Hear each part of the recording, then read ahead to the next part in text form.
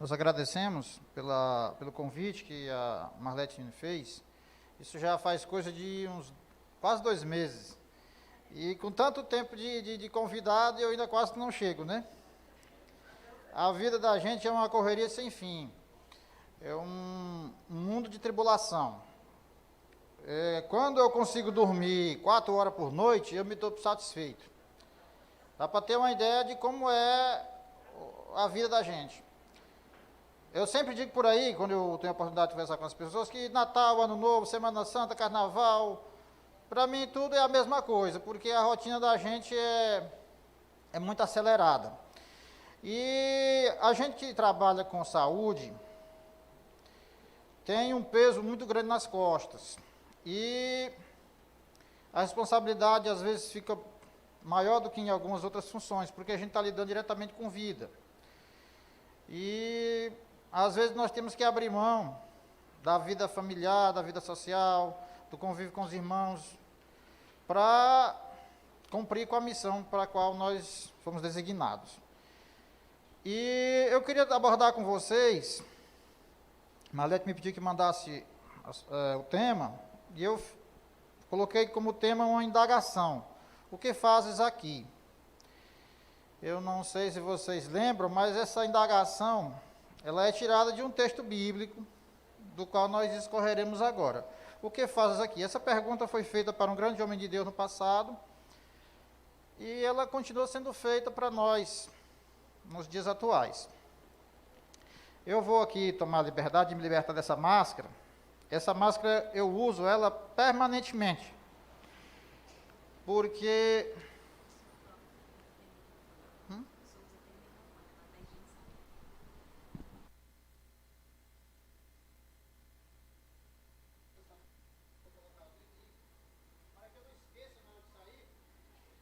Eu já estou ficando velho, avançado em dias. Quem me conheceu mais cedo, eu já estou agora, ó, mostrando meu bigode, meu cabelo branco. E aí eu também já estou esquecido. Eu vou, às vezes, buscar um objeto no carro, quando eu chego lá, eu não lembro o que fui pegar. Eu não sei se é a quantidade de informação e de coisa que a gente está ligado ao mesmo tempo, ou se é pela idade. Viu?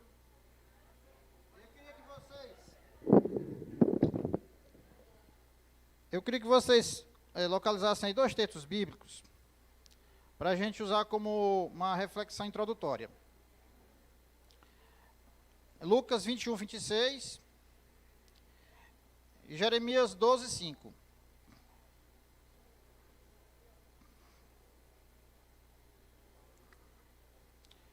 Eu estive aqui na igreja do Parque Piauí já faz um bocadão de tempo. A minha passagem por aqui ela é antiga. Eu cheguei aqui na igreja na época ainda por volta de 1978 a 79. Aqui era só uma casinha pequena, existiam algumas famílias que faziam parte desse grupo aqui. Por aqui estava o irmão Nunes, o pai da Marlete, por aqui estava o irmão Araújo, o pai do Abdias, por aqui estava o irmão Geraldo, lá na igreja do Disseu. Por aqui também estava o irmão Luiz Costa, hoje viúvo da irmã Francisca, os mais antigos, talvez está aqui, pouca gente conheça, estavam por aqui. E aqui a gente ficou durante uma temporada até por idos de 1995, quando eu concluí a minha faculdade, fui trabalhar fora, e depois quando voltei, passei a congregar aqui com o pessoal do Dorival Parente, depois passei a assistir lá para o outro lado da cidade, já mais próximo de casa. Hoje a gente assiste lá na igreja do Jockey. Lá hoje está minha mulher com meu menino, a Rebeca não está conosco porque está em Parnaíba. E eles foram para lá porque tinha atividades por lá e eu me desloquei até aqui. Ontem eu fui dormir em casa por volta de meia-noite. Quando foi 5 horas eu já estava no ponto. Então é sempre assim, meu despertador ele desperta 5 horas, mas eu nunca espero por ele. Geralmente antes que ele toque eu já estou no ponto. Então vamos refletir nesses 2 textos aí. Vamos pedir 2 voluntários que façam a leitura. Lucas 21, 26 e Jeremias 12, 5. Um lê um texto e o outro lê o outro. Aterrorizadas diante do que estará prestes a acontecer na Então vamos falar bem compassadamente. As pessoas ficarão aterrorizadas pelas coisas que estariam a acontecer na terra. Pessoas aterrorizadas. Uma ideia de pânico, uma ideia de medo, de suspense. Vamos para o texto de Jeremias 12, versículo 5.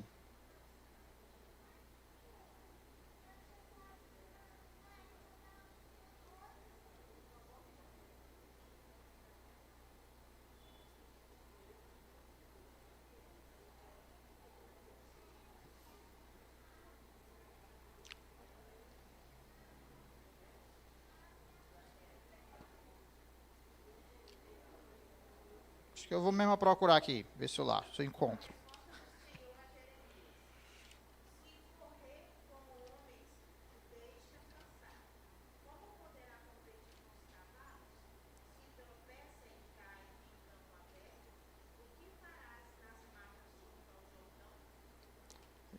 Então é a linguagem de hoje, né? Se tu te cansas competindo com os que vão a pé, como é que tu vais correr, disputar com os que andam a cavalo?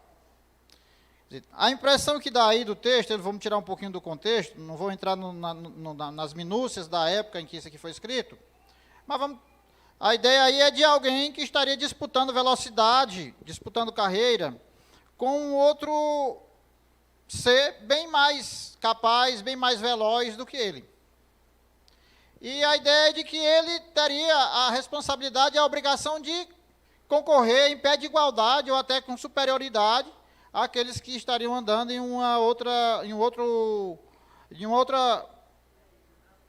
veículo de transporte com uma outra velocidade. Se tu te cansas com os que andam a pé, com os que competem contigo a pé, como é que tu vai concorrer com aqueles que vão a cavalo? Então é como se tu tivesse que colocar um Fusca para correr com a Ferrari, disputar velocidade com a Ferrari. Jeremias, ele viveu num período conturbado da história do povo de Deus, assim como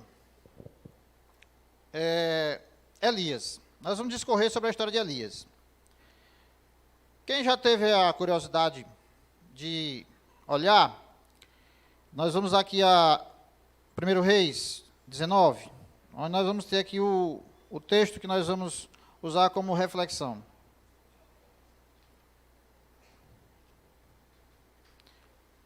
Voltando a essa primeira passagem que nós lemos, onde as pessoas estariam desmaiando de terror pelas coisas que sobreviriam ao mundo, eu pergunto a vocês, nestes 2 últimos anos, nós tivemos situação parecida aqui na Terra? Em função de quê? Terrorismo? Em função de quê?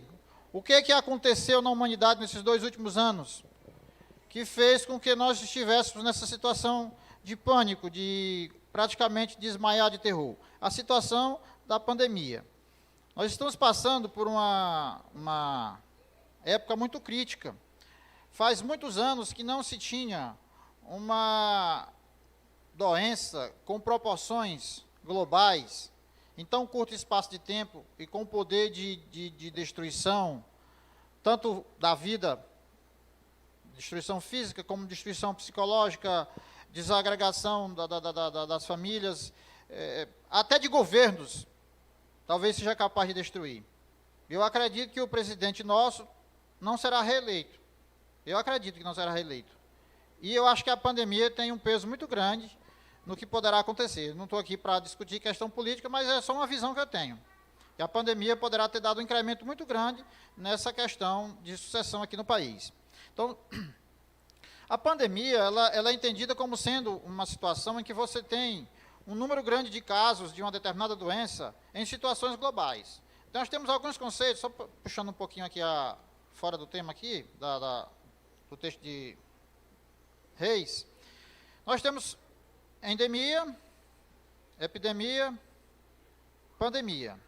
A endemia, ela é entendida como sendo o número de doenças esperadas para uma determinada época em uma determinada localização geográfica. Ou seja, você tem gripe todo ano. Então, você tem, digamos, uma quantidade normal que todo ano de pessoas que gripam aqui na cidade de Teresina. Então, quando você tem aquele número de pessoas que anualmente contraem gripe numa área geográfica definida, Teresina, ou então o estado do Piauí, dentro do esperado para cada ano, você tem uma situação que você diz que ela é endêmica.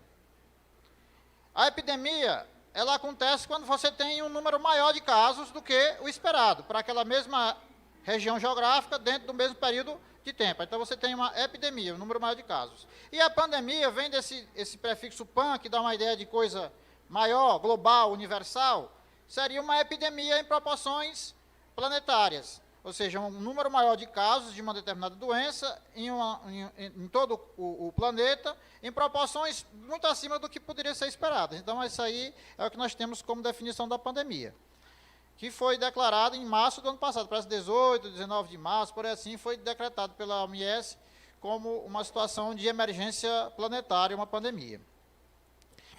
E, junto com o problema da pandemia, que eu aqui vi divulgar agora nessa semana a questão da nossa expectativa de vida, e parece que eles fizeram um cálculo sem considerar as mortes da pandemia. Eu já tinha visto um outro levantamento feito também agora, há um pouco atrás, que encurtaria a expectativa de vida da nossa população em 2 anos. Dá em torno de 76, encurtaria 2 anos. Quando você soma todos os mortos de todas as faixas etárias, desde o recém-nascido até o idoso, e faz aquela média, você tem essa ideia da expectativa de vida, ou seja, é aquela expectativa que tem da pessoa, ao nascer, alcançar até aquela idade limite, de 76 anos. Que é a nossa expectativa. Ela veio crescendo, sempre crescendo pelas melhorias das condições de vida, as melhorias do acesso aos serviços de saúde. E, quando chegou a pandemia, ela faria agora uma curva descendente. Para a gente ver como ela teve um poder muito grande de impacto na sociedade. E aqui, se eu for indagar de vocês, qual a família que não teve casos de doença da Covid, ou de qual ramo familiar você não teve um aperto, que não perdeu um parente que faleceu, raramente você encontrará uma família que não teve alguém doente, ou que não teve alguém que morreu em consequência da pandemia. Ontem mesmo, já notícia bem fresquinha, atualizada, foi divulgado agora nesses últimos dias o surgimento de uma nova variante na África do Sul, e uma variante que tem mais mutações do que as outras, já até então conhecidas, e que, teoricamente, se ela tem mais mutações naquela proteínazinha spike, que é aquela espículazinha que ele usa para acoplar na célula e adentrar o interior da célula, para que lá ele se multiplique e cause a destruição, o estrago, se ela tem mais mutações, mais alterações, poderá acontecer que em uma hora dessas, algum desses vírus consiga escapar ao poder de proteção das vacinas. E aí, se surgir um novo vírus capaz de escapar da proteção das vacinas, nós voltamos lá para a estaca zero. Voltamos para o 0 a 0, onde nós não teremos nenhum outro meio científico, em termos de medicamento, de proteção, que não sejam as barreiras que a gente tem que usar, que é a nossa máscara, o distanciamento e a higienização das mãos, para que a gente consiga se proteger desse vírus. Então, é uma situação de alerta mundial. Nós não temos a situação resolvida. E parece-me que também foi dito ontem, já tarde da noite, eu ouvi essa notícia, que o governo também barrou, coisa que nós não fizemos, fechando as entradas para determinados países, parece que são 6 países africanos.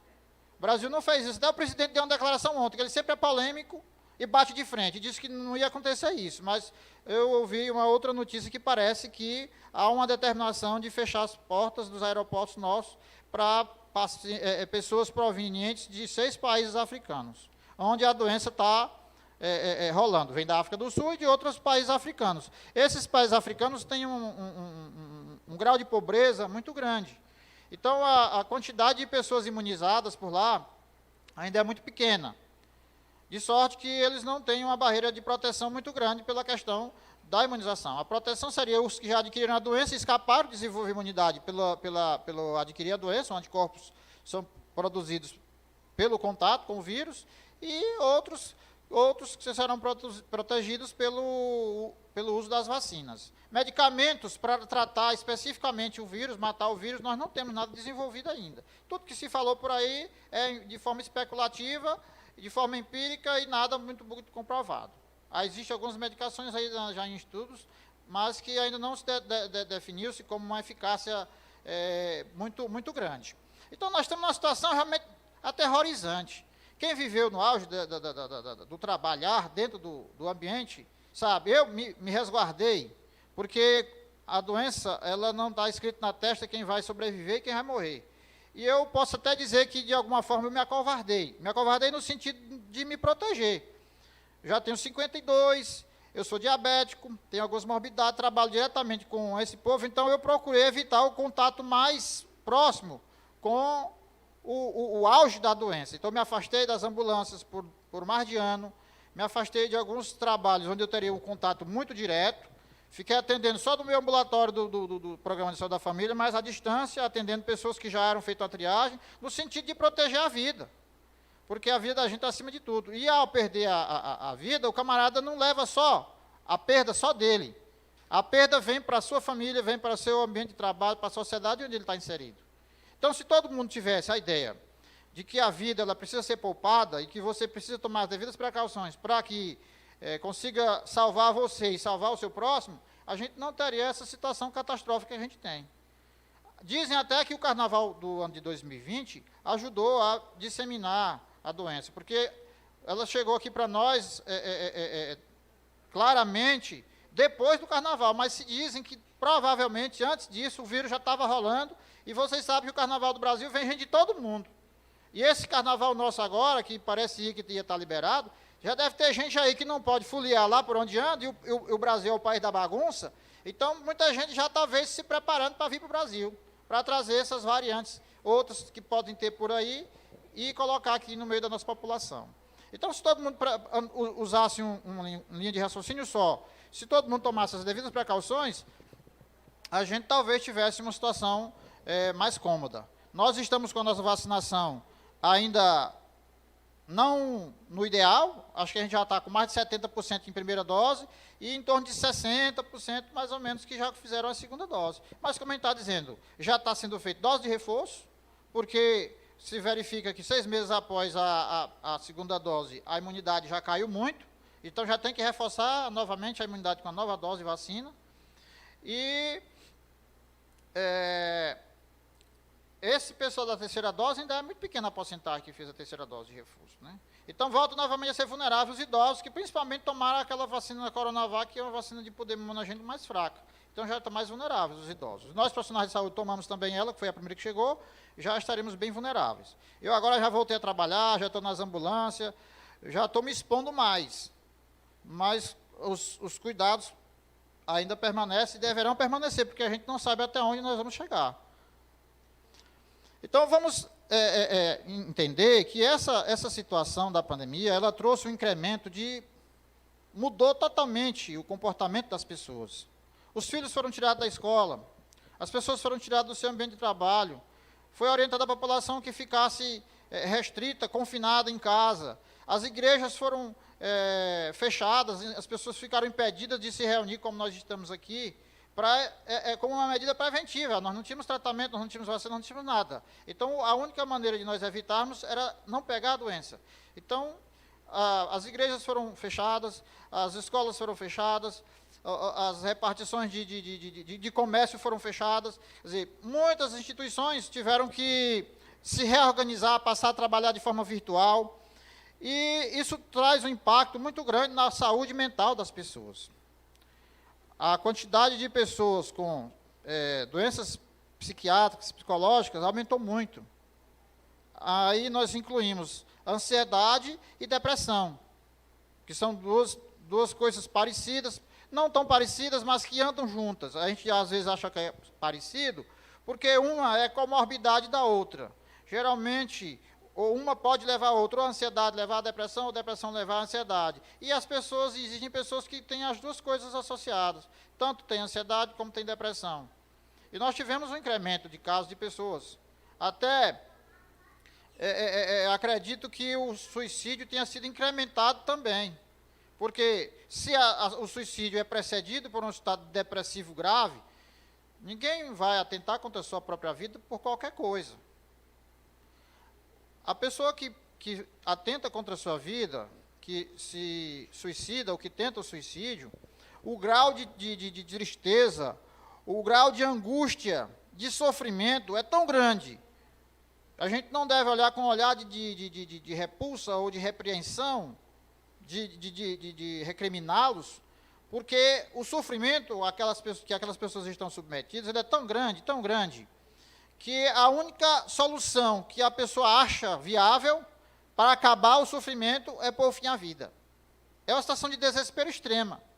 Na verdade, a pessoa que se mata, a pessoa que se suicida, ela não queria o suicídio. Ela não queria pôr fim à sua vida. Ela queria uma outra solução, que pudesse resolver aquele problema daquela angústia e tristeza profunda que ela está sofrendo. Só que essa solução não aparece. Não chega a essa solução. Então, a pessoa chega a um grau de desespero tamanho que atenta contra a sua própria vida. Então, nós vamos discorrer aqui agora um pouquinho sobre a história de Elias, para nós entendermos que os homens de Deus também passaram por situações difíceis. Até o próprio profeta Elias pediu para si a morte.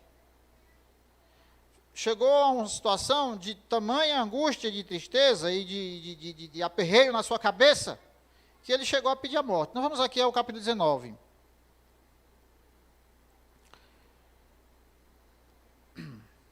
Vamos só contextualizar aqui a história. Vamos ver aqui, relembrar aqui um pouco da história de Elias. Elias, ele viveu na época do rei Acabe, em Israel. Era mais ou menos uns 60, 70 anos depois que o reino foi dividido em dois. Vocês sabem que após a morte de Salomão, o reino foi dividido em dois. 10 tribos formaram o reino de Israel, que ficava ao norte, tinha capital em Samaria, e apenas 2 tribos seguiram o filho de Salomão, Roboão.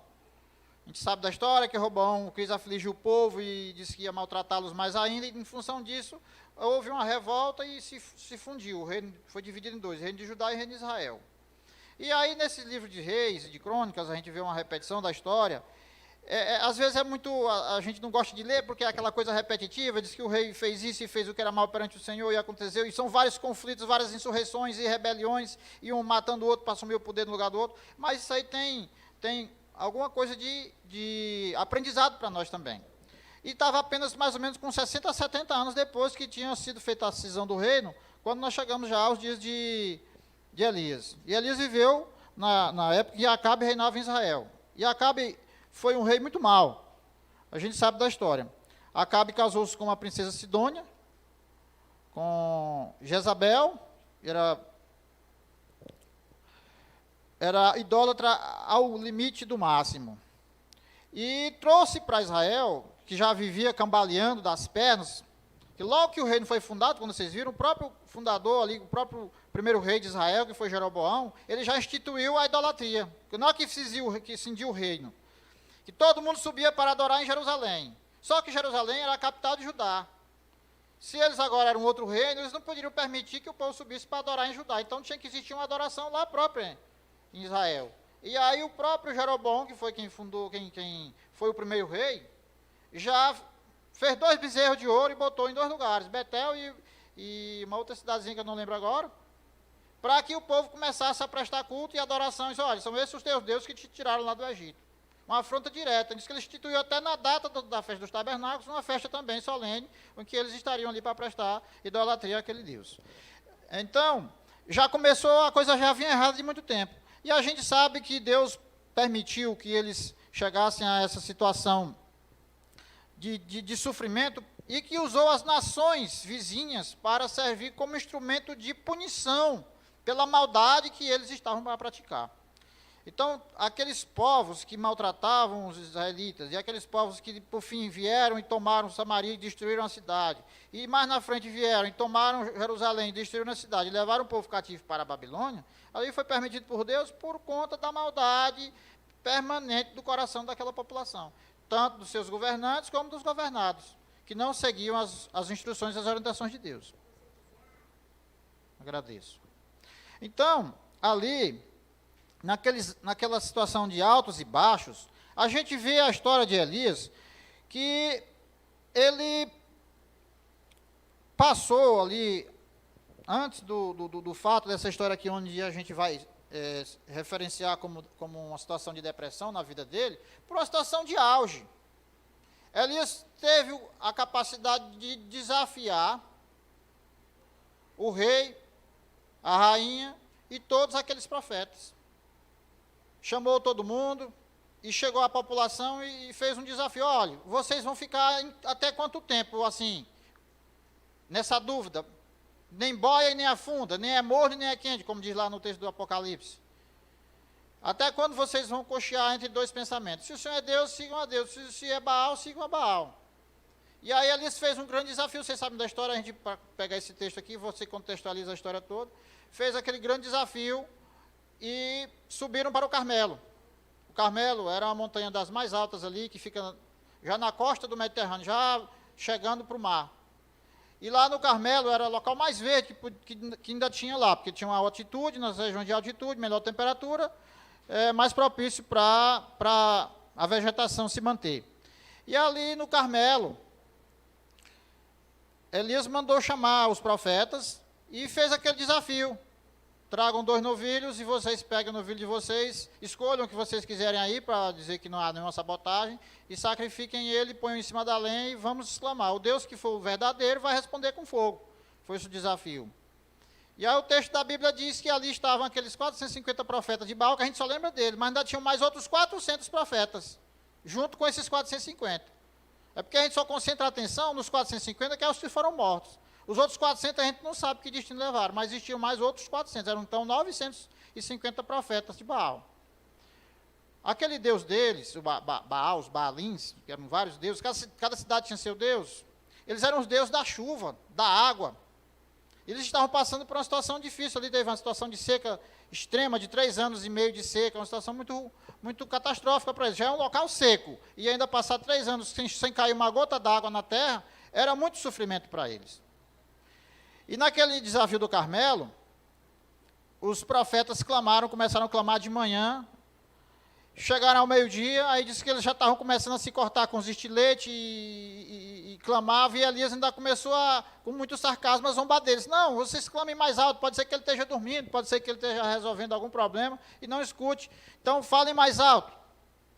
Depois Elias disse, não, agora, diz o texto que como foi lá por volta da hora do sacrifício, lá no horário da tarde, que era em torno de 3, 4 horas, e nada de acontecer. Aí Elias então mandou trazer água, fez uns regos lá em redor do altar, onde ele sacrificou o novilho, trouxe água, mandou aguar a lenha, mandou aguar o bezerro que estava para ser sacrificado, e Elias fez uma prece, e Deus respondeu com fogo. E o texto diz que o fogo consumiu, ele botou o altar em cima de 12 pedras, né, fez o altar com 12 pedras, que representavam as 12 tribos de Israel, e o texto da Bíblia diz que o fogo desceu e consumiu o sacrifício, consumiu a madeira, consumiu as pedras e ainda consumiu a água que tinha feito um rego para escorrer a água com que o sacrifício foi aguado. Então, foi uma demonstração muito grande do poder de Deus. E o povo, naquele momento ali, o povo reconheceu que o Deus de Elias era o Deus verdadeiro. E aí aquela insurreição que houve no momento ali, daquele alvoroço, eles pegaram os profetas de Baal, desceram para o vale e os profetas foram sacrificados.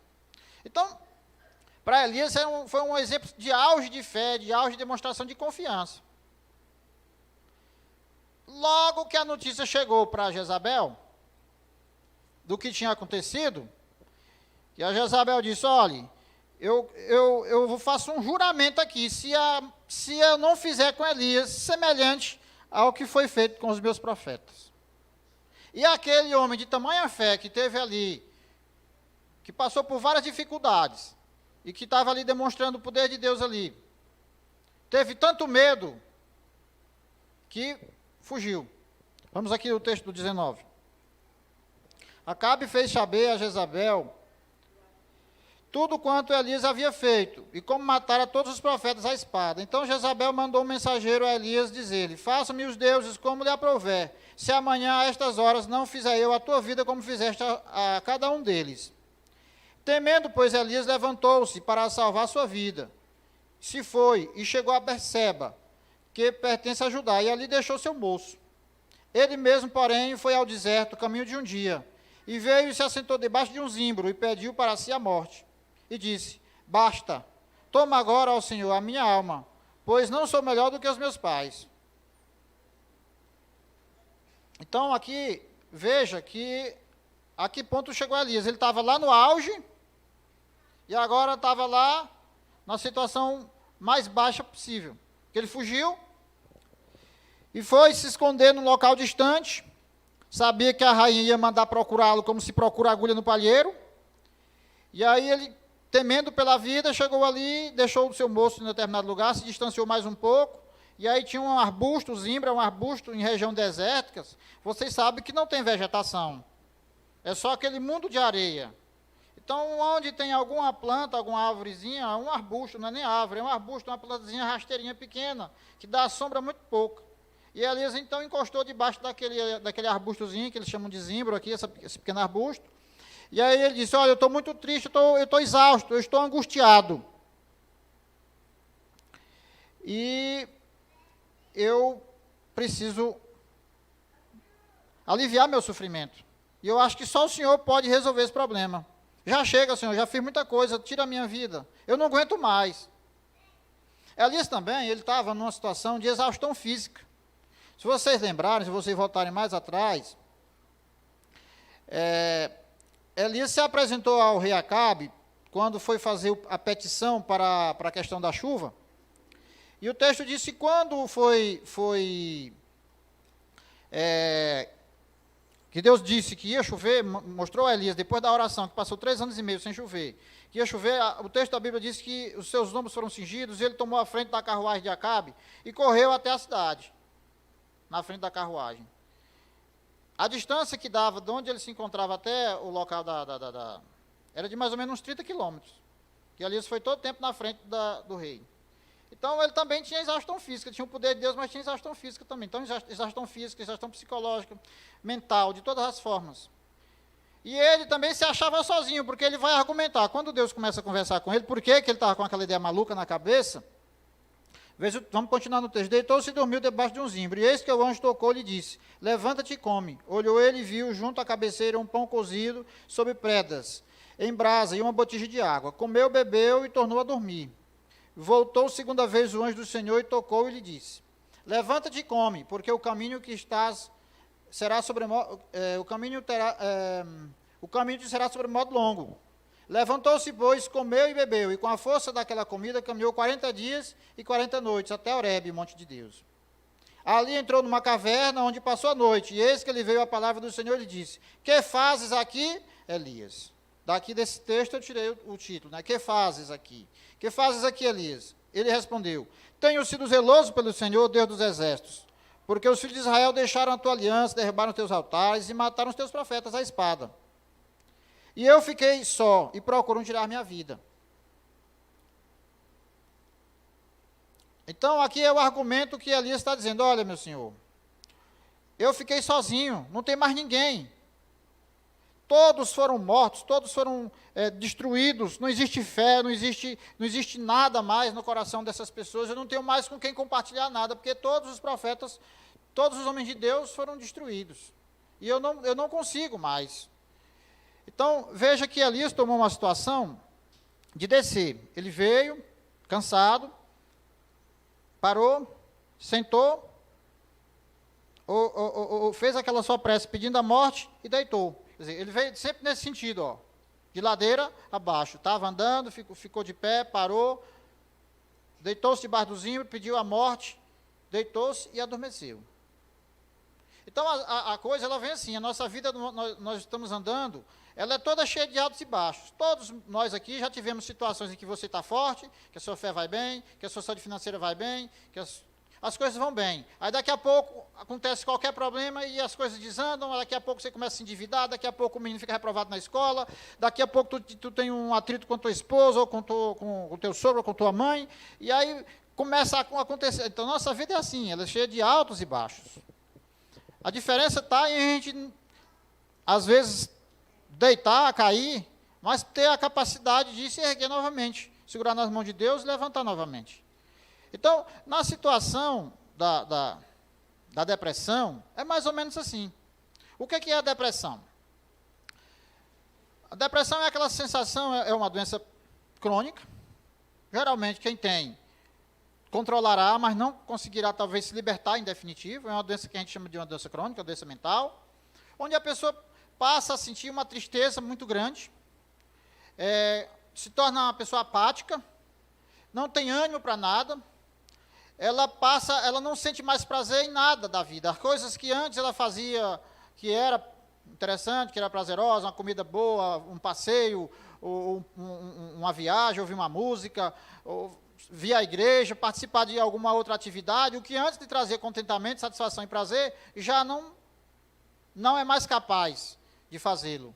Então a pessoa entra naquela situação de se fechar dentro de si, se retira do convívio, se isola, e às vezes a situação é tão grande de sofrimento, de tristeza, que ela vai ficar só pensando naquela ideia maluca da morte. Começa a pensar na morte, pensa na morte, pensa na morte, e de tanto pensar na morte, daqui a pouco ele começa a passar pela cabeça ideias de fazer o ato, de atentar contra a sua própria vida.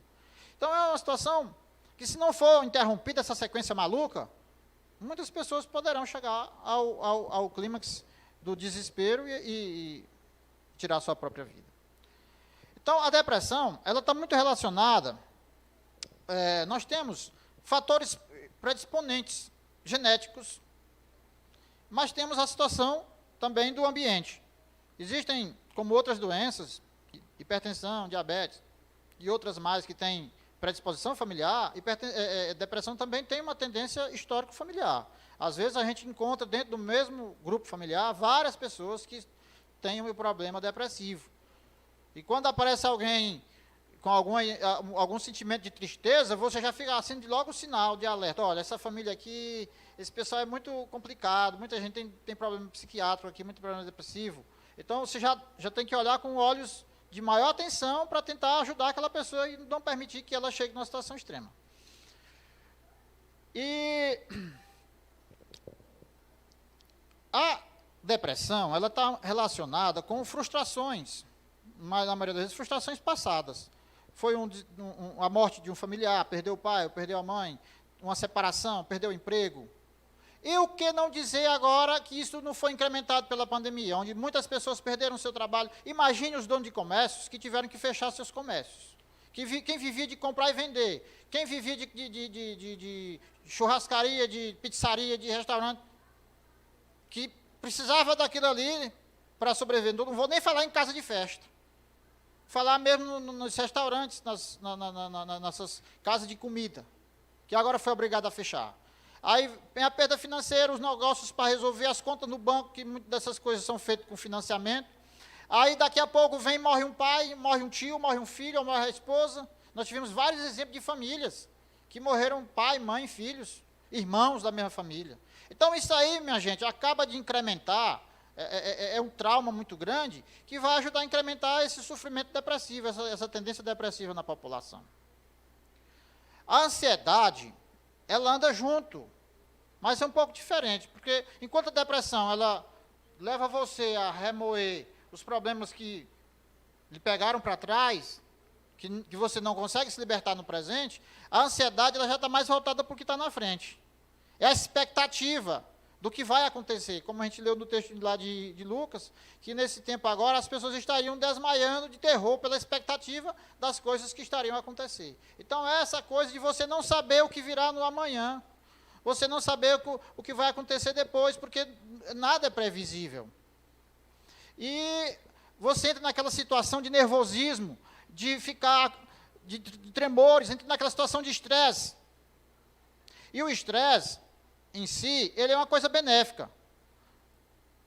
Porque é pelo estresse que a gente consegue se adaptar e apresentar uma resposta a essa situação de estresse para você superar aquele problema que vai lhe acometer, que está se apresentando a você. Então, o estresse é necessário.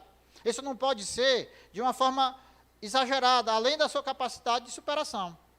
Quem está numa situação de estresse, o organismo sofre várias alterações. Como se você vai passando aqui e de repente você vê um cara vindo com a arma da lá para cá, correndo, atirando em todo mundo. Então, o seu organismo vai responder de uma maneira que vai lhe preparar para duas coisas. Ou para você lutar com o inimigo, ou para você fugir e tentar salvar a sua vida. Então, quando alguém tem uma situação de estresse, ela vai ficar pálida, porque o sangue vai precisar de sangue aonde? É nos músculos, para você ter energia para correr ou para lutar. Vai precisar de sangue aonde? É no seu coração para ele ter mais poder de bombear, trabalhar mais, para bombear mais sangue, para jogar mais sangue nos tecidos, para você ter glicose, glicose e oxigênio, para você ter energia, para ter respiração celular e conseguir energia para se manter e enfrentar aquela situação de perigo. Então, você vai ter respiração rápida, você vai ter coração acelerado, você vai ter palidez, você vai ter essas reações fisiológicas que preparam você para aquela situação. Mas você se manter permanentemente nessa situação de tensão, todo dia, sem ter uma acalmia, onde você vai ficar hipertenso, porque essa situação de estresse faz com que você produza maior quantidade do hormônio chamado adrenalina, que é produzido nas suprarrenais, nas glândulas suprarrenais. E essa adrenalina é que vai dar essas alterações sistêmicas que preparam você para enfrentar aquela situação de estresse. Então, quando você tem essa adrenalina aumentada, vai dar vasoconstrição, os vasos vão ficar mais contraídos, vai fazer você aumentar essa pressão, e daqui a pouco você vai ficar hipertenso de verdade, você vai desenvolver doença renal, você vai desenvolver outras doenças orgânicas por causa daquela situação de estresse que você está submetido permanentemente. Então, as pessoas estão também preocupadas, porque você está preocupado, depressivo pelo que está para trás, e está ansioso pelo que vem pela frente. Então, é aquele misto de coisas, de ansiedade e depressão, uma coisa ajudando a levar a outra, uma coisa retroalimentando a outra. E é nessa situação que nós nos encontramos hoje. E eu devo ressaltar que essa situação que se abateu sobre a nossa população, as pessoas de hoje, elas não são como as pessoas de outrora. Nós estamos vivendo numa sociedade em que as facilidades trouxeram, a maneira de criar os filhos, trouxeram muitos benefícios para nós, mas trouxeram muitos malefícios. A criança, quando ela é pequena, ela geralmente tem contato na terra, ela anda na terra, ela tem contato com insetos, tem contato com um monte de outras coisas. Aquilo ali é benéfico para elas. A criança pega toda a porcaria e bota na boca. Todo menino pega a porcaria e bota na boca. Os meninos de outrora andavam pelo chão, comiam coisa suja, compartilhavam comida com cachorro. Os meninos iam para a escola a pé. Eu me lembro que eu estudava aqui no Parque Piauí, morava no Lourival Parente, eu vinha lá de perto do Morada Nova, onde eu morava, e eu vinha a pé aqui para a escola, bem aqui para o Cícero Portela, pertinho daqui. Eu atravessava essas avenidas aí, ó, de boa. Todo dia, por diversas vezes, eu vi acidente, gente morrendo, atropelado. E vocês sabem que menino é bicho distraído, que ele se dispersa com qualquer coisa. Mas a mãe da gente não tinha outra opção. Não tinha como eu vir para a escola, mas não tinha como vir me deixar aqui na escola. Tinha uns afazeres de casa para cuidar. Então eu vinha para a escola, encontrava com gente de toda a natureza, vinha, voltava, vinha de manhã, voltava de tarde, vinha voltava meio-dia, vinha à tarde, voltava quase de noite, quando vinha para a educação física. Hoje não, hoje você pega o seu menino, bota dentro do carro e vai na porta da escola, você nem solta o menino, você estaciona o carro, pega o menino pela mão e entra e vai deixar lá na escola, dentro da escola. Lá na escola do meu menino, não sai, para chegar até que pode chegar para qualquer pessoa, mas na escola do meu menino só sai quando o pai recebe. Ou o pai é uma outra pessoa que está autorizada a receber o menino. Quanto mais sair sozinho para andar por aí. Eu saía da escola, quando eu estava estudando lá pelo centro, eu ia de ônibus, me virava sozinho, ia de bicicleta, ia de pé, do jeito que dava. Então, as coisas começam por aí. Nós começamos a ter um mundo mais confortável, com necessidades básicas mais satisfeitas, mas nós estamos criando uma geração de pessoas menos independentes, uma geração de pessoas menos sofridas. E o sofrimento, uma coisa pequena, um sofrimentozinho pequeno, uma dorzinha menorzinha, ela prepara você para um sofrimento maior, para uma dor maior, para uma dificuldade maior. Então, esses meus meninos nem andar de ônibus não andam.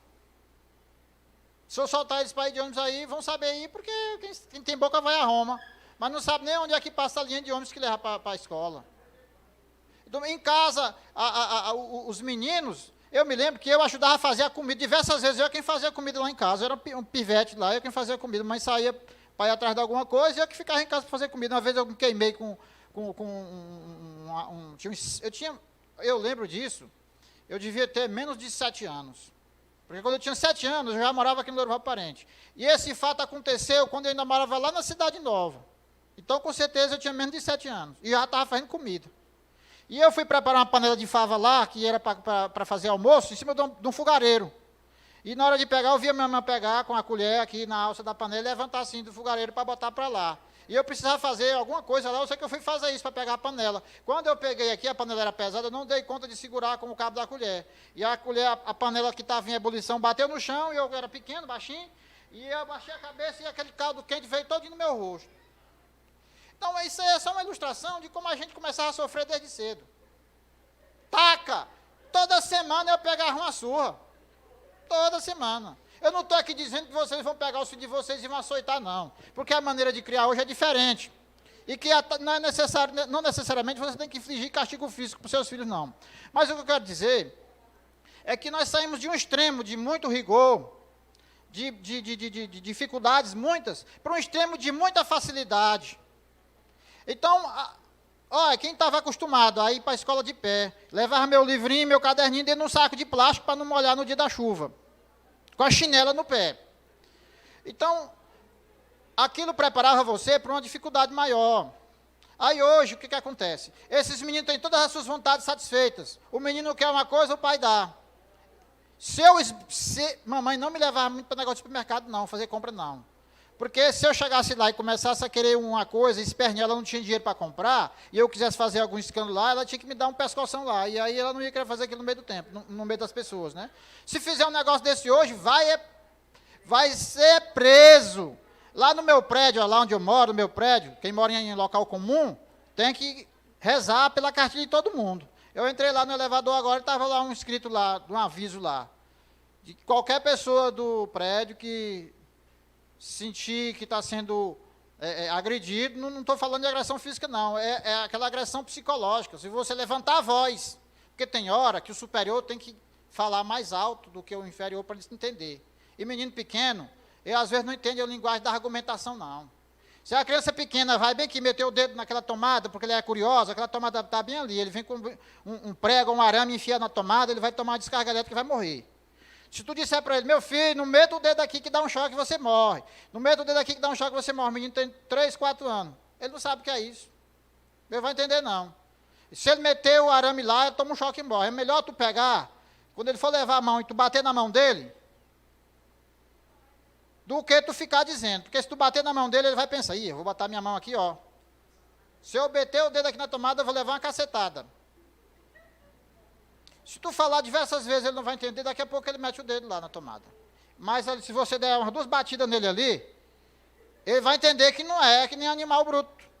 Entende na disciplina. Eu não estou aqui dizendo que a gente deva fazer isso. Se alguém escutar isso aí, vão também me denunciar, porque eu estou dizendo isso aqui, né? Mas o que eu estou dizendo é que a gente passou a proteger demais, meu povo. A gente passou a proteger demais.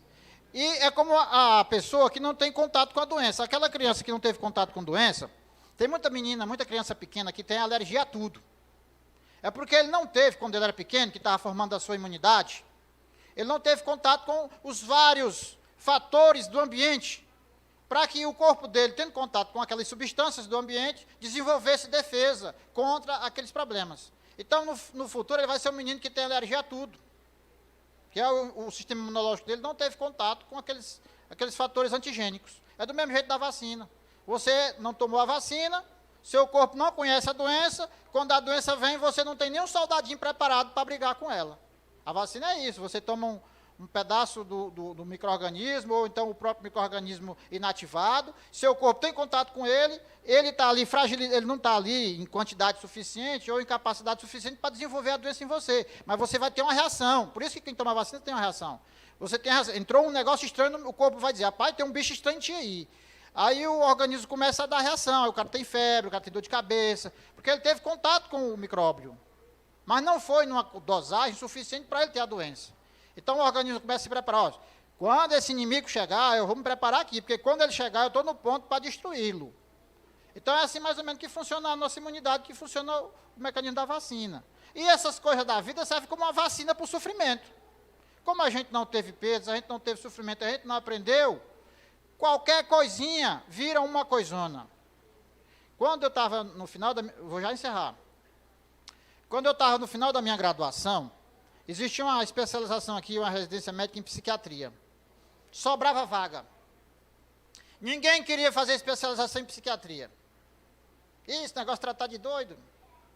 Porque na ideia daquelas pessoas de antigamente, até na ideia nossa mesmo, profissionais de saúde, o paciente do psiquiatra era aquele paciente crônico, de situação gravíssima, profunda, recluso no manicômio, aquele que é incapaz de viver em sociedade. Então era muito discriminativo. Hoje não.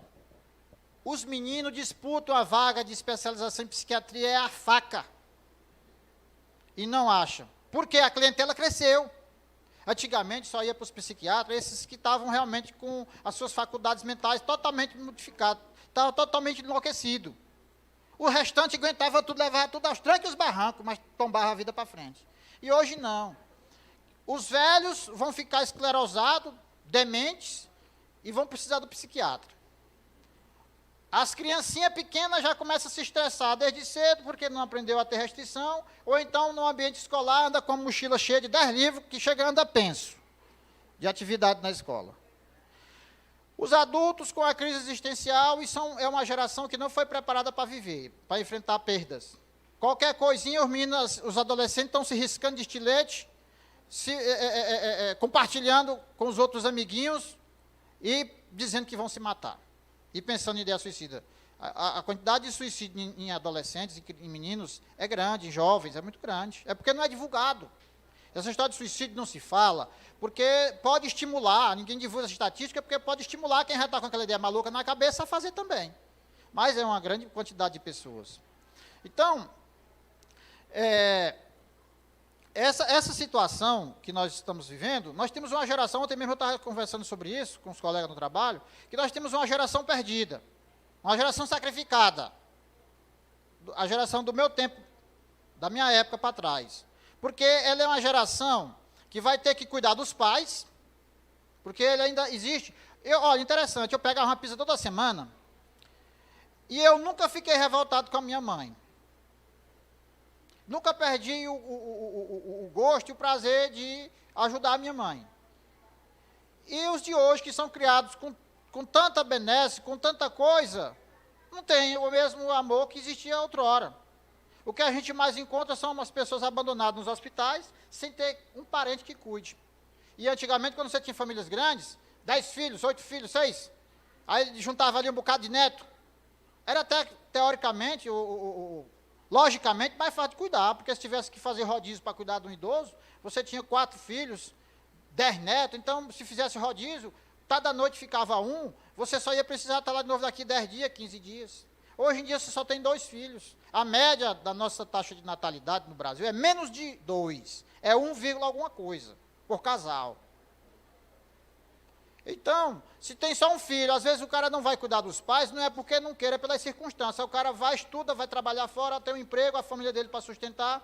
Como é que ele vai abandonar o emprego dele, a Marlete vai abandonar o emprego dela lá em Bom Jesus, agora ela já está aqui, né? Para vir para cá, para cuidar do pai. Era difícil, não é porque não quisesse. Tinha que se apoiar com outros entes familiares, ou então arranjar um cuidador. Então, essa situação vai ficar complicada. E eu fico projetando para o meu futuro também. Daqui uns 20 anos... Daqui uns 20 anos. Eu vou confessar para vocês, você sabe que a terceira idade ela chega com 60, né? Olha, ultimamente eu tenho pensado demais na velhice. Porque até então, quando a gente é novo, você trabalha desesperadamente louco, como uma locomotiva, achando que você vai ter sempre aquela mesma robustez, aquela mesma energia.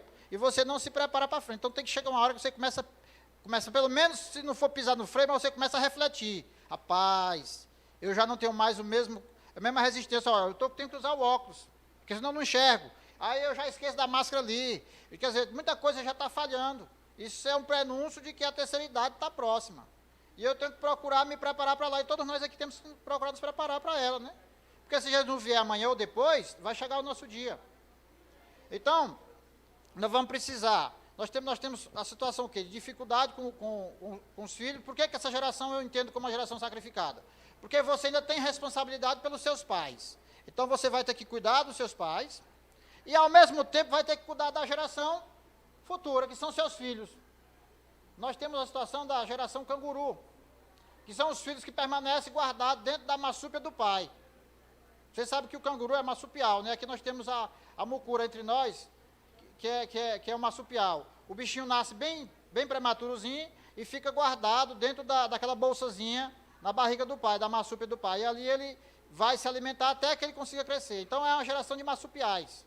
Os filhos não se libertam da presença dos pais, vão permanecer ainda dependentes dos pais. Casa, e às vezes continuam em casa com os filhos, ainda vem com os netos, ainda traz o genro, ainda traz a nora, e tudo fica nas costas e no espinhaço do pai. E o pai tem que trabalhar para dar sustento a ele, sustentar os filhos, sustentar o genro, sustentar a nora, sustentar os netos, ainda cuidar do pai e da mãe que são idosos. Então é uma geração sacrificada. Isso aí tudo gera tensão. E se nós, aqui é onde entra a questão da fé.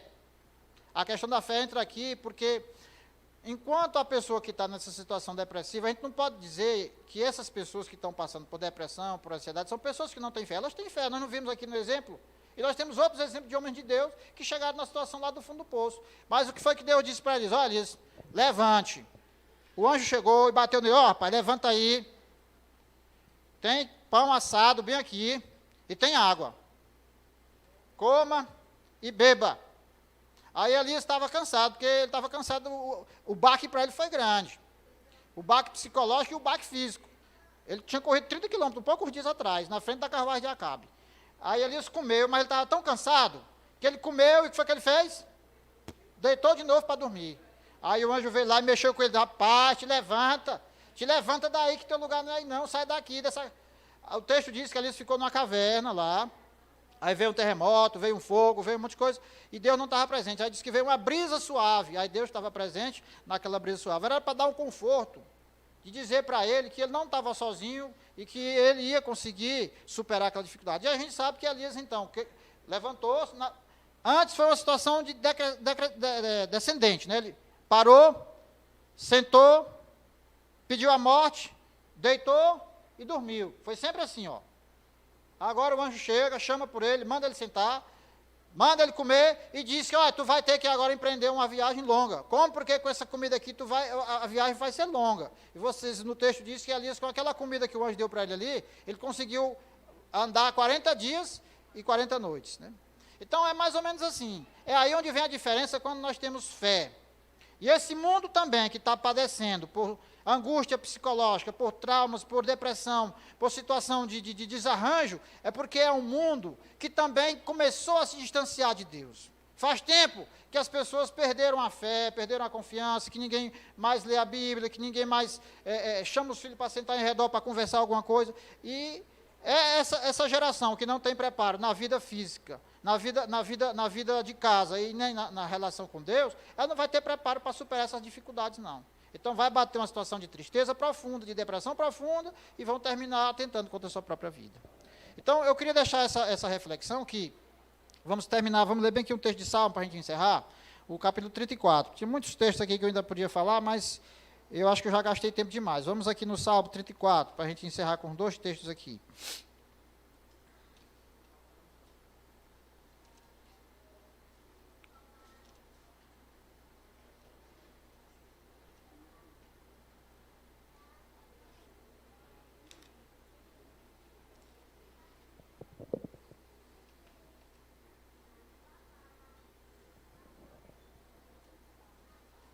Bendirei ao Senhor em todo o tempo, e o seu louvor estará sempre nos meus lábios. Gloriar-se-á no Senhor a minha alma. Os humildes o ouvirão e se alegrarão. Versículo 4. Busquei o Senhor e ele me acolheu. Livrou-me de todos os meus temores. Então, é isso que tem que estar na nossa mente, que nós busquemos ao Senhor porque ele vai nos livrar de todos os nossos temores, ele vai nos proteger. Ele não vai dizer que vai, assim, necessariamente nos livrar na totalidade do sofrimento e da dor, mas ele vai nos dar consolação, se nós tivermos que passar até pela morte, mas vai nos dar altruísmo, vai nos dar fé, vai nos dar coragem para enfrentar, se possível for, a própria morte. Porque até o próprio Cristo precisou, o homem Deus precisou, lá naquela angústia do Getsêmani, quando ele disse, olha, vão comigo ali e vamos orar comigo um pouco, e foi com os discípulos para lá. E quando chegou lá, os discípulos começaram a dormir. E disse, vocês não conseguiram vigiar comigo nada. E ali a angústia de Jesus foi tão grande, que ele estava suando o quê? Gotas de sangue. Então essa angústia, ela vem, nem o Filho de Deus não foi poupado, Por que que nós seremos poupados? A diferença é, quando a dificuldade chegar, você ter fé para superá-la. Ter energia e manter o seu contato com Deus para superar a dificuldade. E não se deixar levar como os demais na torrente da tempestade. Então, que Deus nos abençoe e nos guarde. E espero ter contribuído com alguma coisa aí para a meditação de hoje, né?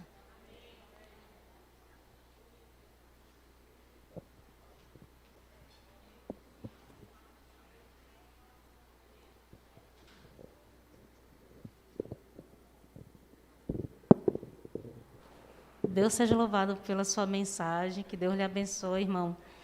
Participei de algumas angústias iguais à sua, vi algumas tacas também. Mas estamos aqui para louvar o nosso Deus, que nos livra das angústias e que sabe de mim e de você, que sabe e que ouve e vê tudo que acontece na nossa vida. Vamos ficar em pé?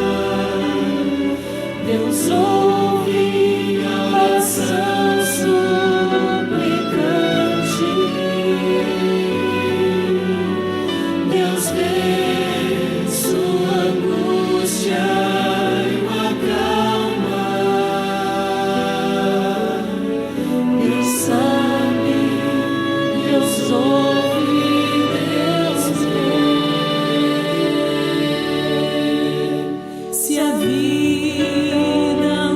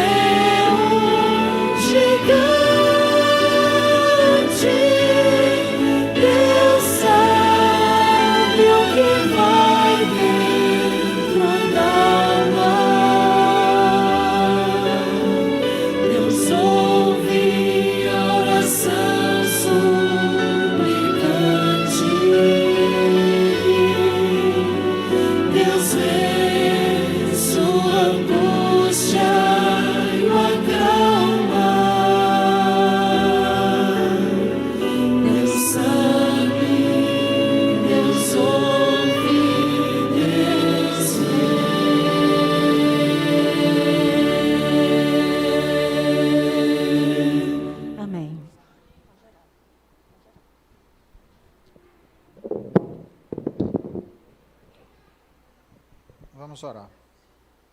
Senhor Deus, de infinita misericórdia, louvado e enaltecido seja o teu santo nome.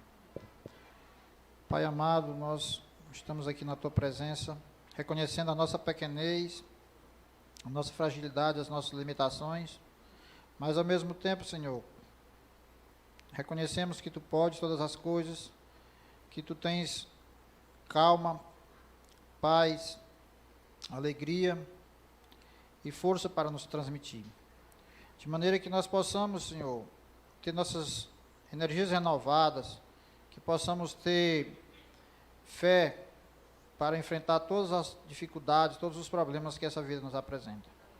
Que o Senhor possa nos dar ânimo, que o Senhor possa nos levantar quando tropeçarmos, quando cairmos, e que nós possamos manter nossos olhos fitos em Ti, e que, segurados em Tua mão poderosa, nós possamos transpor todos os obstáculos que essa vida nos apresente, até o dia em que Jesus voltar nessa terra para nos conceder a imortalidade e um corpo incorruptível. Que o Senhor possa abençoar todos os membros desta igreja, todas as famílias, e que aqui, Senhor, possa existir harmonia, paz, companheirismo e fé na vida de cada um. Que Tu nos conceda um restante de sábado feliz, que possamos meditar na Tua palavra cada dia que passa para fortalecermos a nossa fé. Nós te pedimos e agradecemos em nome de Jesus. Amém.